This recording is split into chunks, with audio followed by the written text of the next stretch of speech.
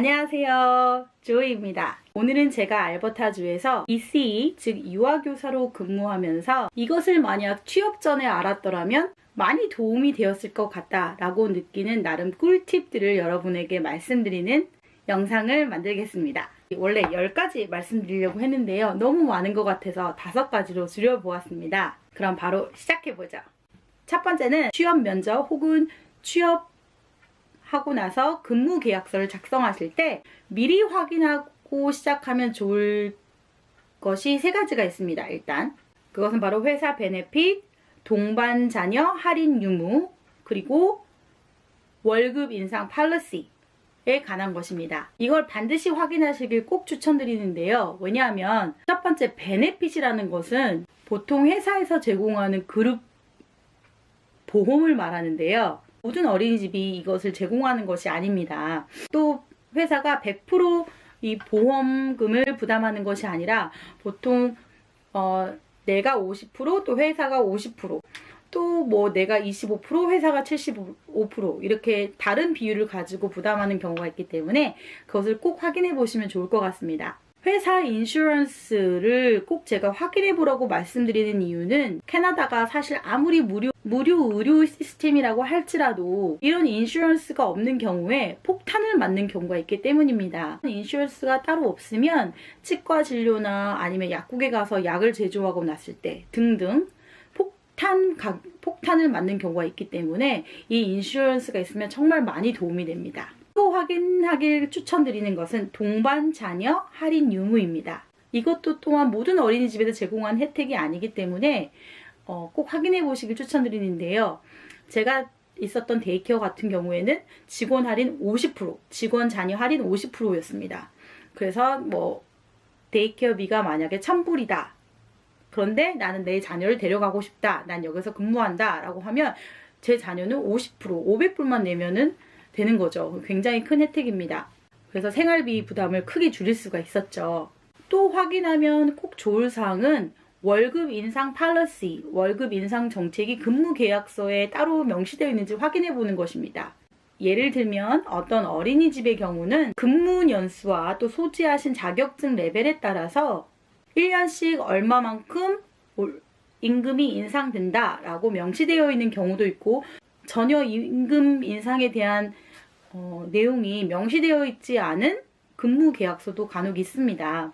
그런데 월급 인상에 대한 어린이집의 시스템을 정확히 파악하지 않고 근무를 시작했을 경우에 나중에 이것이 굉장히 예민한 이슈가 될 수 있습니다. 예를 들면 나는 근무 연수가 점점 늘어가는데 월급은 인상이 되지 않는다. 그런데 나보다 많이 받는지 아닌지 은근히 비교하게 되면서 감정이 상하거나 또 사기가 저하될 수도 있죠. 선생님의 사기는 굉장히 중요한 게, 왜냐면 선생님은 아이들을 돌보고 지도하는 사람이기 때문에 거기에 또 선생님의 그런 컨디션이라던가 사기가 영향을 주게 되면 아이들도 같이 영향을 받게 되죠. 아무튼 이런저런 이유로 감정이 상하거나 사기가 저하될 수 있기 때문에 꼭 미리 확인해 보시길 추천드립니다. 이상은 취업 초기에 꼭 짚고 넘어가야 할 현실적인 사안 3가지였고요. 다음 2번째, 취업 전에 미리 알면 좋을 꿀팁. 꿀팁은 캐나다 ECE로 취업 전에 내 비자 내용을 꼼꼼히 확인하는 것입니다. 이게 무슨 말이냐면요, Work Permit, 즉 취업 비자를 지녔다고 해서 모두 어린이집에서 근무할 수 있는 것은 아닙니다. 저 같은 경우 이것을 정확하게 파악하지 못했다가 큰 에피소드를 겪기도 했었는데요. 이것은 캐나다에 살면서 한국에 돌아가고 싶었던 순간 이라는 영상을 통해서 공유해 드리도록 하겠습니다. 아무튼 비자용 신체 검사를 하지 않았거나 최근 1년이 아니라 더 오래전에 한 신체 검사라면 취업 비자가 나오더라도 비자 종이에 특별한 문구가 적혀져 나옵니다. 그 내용이 뭐냐면, 즉 일할 수는 있는데 아이들을 상대하는 분야 혹은 의료 분야에서는 근무할 수 없다라는 말이 명시되게 됩니다. 만약 나는 당장 ECE로 캐나다에서 근무하고 싶다. 그래서 워크퍼밋을 받았는데 거기에선 데이케어에서 근무하면 안 된다고 써져 있다 라고 한다면 그 비자를 다시 수정해서 받는 또 몇 개월이 걸리고, 그동안은 유아교사로 근무할 수 없기 때문에 캐나다 ECE를 희망하신 분들은 꼭 신체검사 유효기간을 잘 계산하셔서 근무지에 제한이 없으신 취업비자를 한 번에 받으셨으면 좋겠습니다. 세 번째 꿀팁은요. First Aid and CPR라는 응급처치 및 심폐소생술 자격증을 미리 따두시면 굉장히 도움이 될 거라는 것입니다. First Aid 자격증은 유효기간이 3년인데요. 유아교사로 취업하실 때 반드시 필수입니다. 일단 일을 시작하고 나면 너무 바빠서 시간을 따로 내어서 이 수업을 들으러 다니기가 여간 힘든 일이 아닙니다. 따라서 미리 받으시길 추천드립니다. 저의 경우 가지고 있던 First Day 자격증을 갱신하려고 주말에 가서 수업을 하루 종일 들었었는데요. 저의 어린이집의 경우 제가 들은 그 8시간의 수업 시간을 근무 시간으로 계산해 주어서 또 돈을 고용주님이 챙겨주시더라고요. 그래서 제가 왜 해주냐고 물어보니까 너가 우리 어린이집에서 일하기 위해서 근무 시간도 아닌 개인 주말 시간을 이용해서 수업을 들어주었기 때문에 당연히 해주어야 한다고 말하더라고요. 그래서 고용주가 참 멋있어 보였습니다. 그러나 이렇게 모든 고용주들이 하는 것이 아니고 그들의 의무도 아닌 걸로 알고 있습니다. 어린이집에 따라서 다 다르기 때문에 이것이 궁금하신 분은 미리 고용주에게 이런 혜택도 있는지 미리 확인해 보시길 추천드립니다. 네 번째, 미리 알고 있으면 좋을 꿀팁.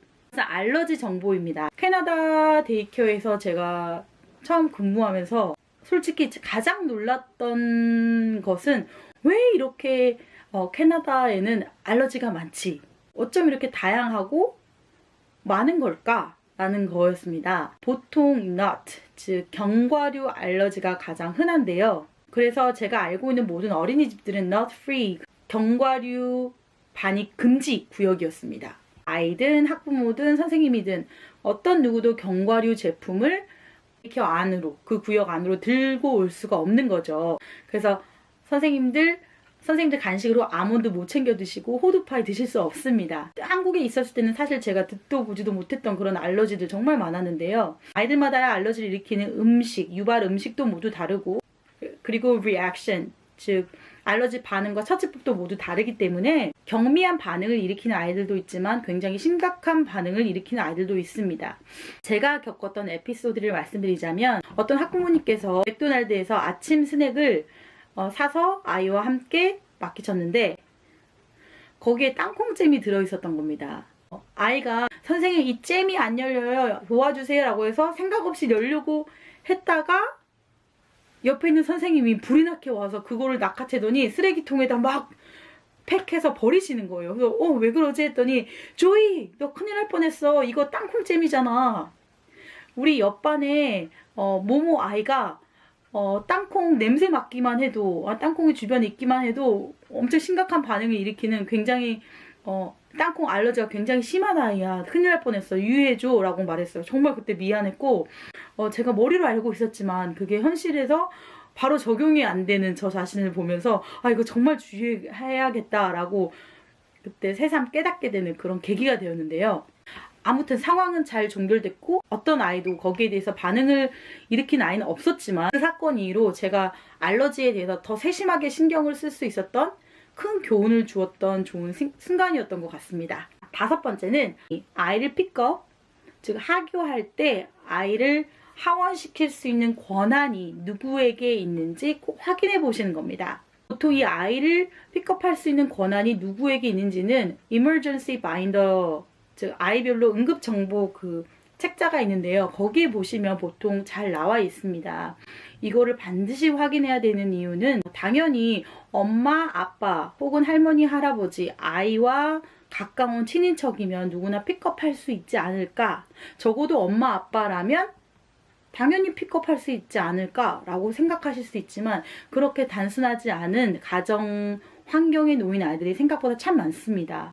어떤 경우는 엄마만 아이를 픽업할 수 있다. 혹은 어떤 경우는 아빠만, 어떤 경우는 부모 아무도 되지 않고 할머니만 혹은 이모만 이렇게 제한된 경우가 있습니다. 그 복잡한 가정사는 제가 다 말씀드릴 수 없지만 아무튼 이 부분이 유아교사로 제가 근무할 때 가장 마음이 아픈 부분이기도 했습니다. 아무튼 그래서 아이의 생부모라고 할지라도 아이를 직접 픽업할 수 있는 권한이 없는 경우가 왕왕 있습니다. 제가 유아교사로서 그 아이의 엄마 아빠의 얼굴을 이미 알고 있는 상황이라 할지라도 만약 그 부모님이 아이의 픽업 권한이 없으시다면 그 권한을 가진 아이의 보호자님께 연락을 취해서 사실을 확인한 뒤에야 아이를 보낼 수 있습니다. 이상 캐나다 유아교사로서 취업 전에 미리 알면 좋을 꿀팁 5가지 제가 말씀드렸는데요. 아무쪼록 도움이 되셨길 바라고 좋으셨다면 좋아요와 구독 버튼 꼭 눌러주시고요. 공유하실 내용이나 궁금하신 사항 혹은 잘못된 정보가 있다면 댓글을 통해서 함께 공유했으면 좋겠습니다. 이상 조이였습니다. 안녕히 계세요.